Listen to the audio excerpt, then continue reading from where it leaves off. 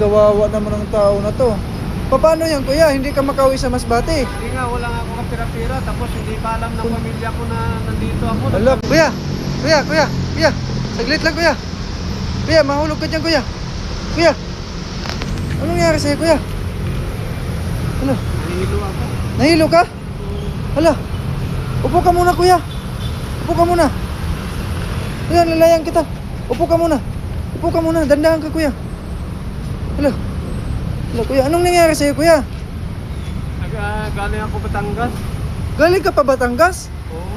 Bakit nakapunta ka dito Manila? Kuya. Nilakad ko lang nga galing Batangas, 2 araw. Hala, grabe naman. Kawawa naman. 2 araw. Nakaya mo yun kuya? Eh, wala ko pa masahe.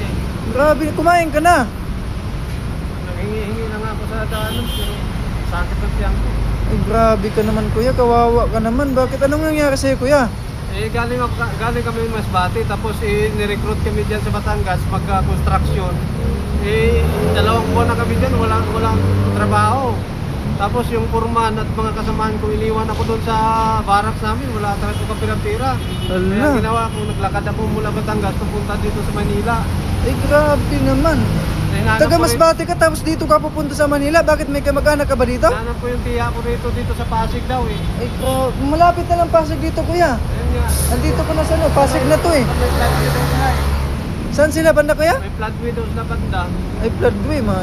Kaso wala naman ako pang kontak, wala akong ano eh, wala akong Pumunta ka ng Maynila, wala kang kontak. Saan ba yung cellphone mo kuya? cellphone ko, pagdating ko rito, tikipad eh, nawala rin. Sus, grabe kawawa naman ang tao na to.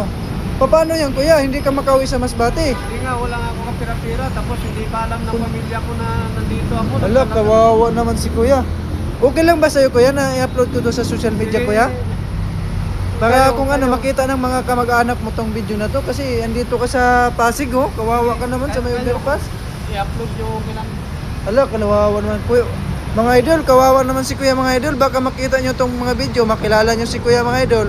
Nandito siya sa ano, Pasig mga idol. Ang asawa ko si Maribig yung pangalan, Maribig. Maribig yung pangalan ng asawa mo. Maribig.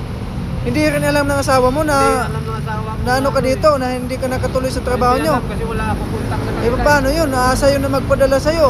Probinsya nyo. Wala nga akong kapira-pira eh. Kawawa naman ang tao to mga idol. Sana makita to ng mga kamag-anak niya. Baka umasa doon na may trabaho na si kuya dito sa Manila. Ngayon, kawawa naman si kuya. Nagugutom na. Kawawa naman.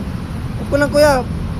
Bilhin muna kita ng pagkain kuya para lumakas-lakas yung ano mo kuya. Ihatid kita kuya sa ano mo. Sa tiyahin mo din sa Pasig kuya. Hindi ko nga alam yung address eh. Pero Hindi sa mo alam flat yung ko lang address? daw sa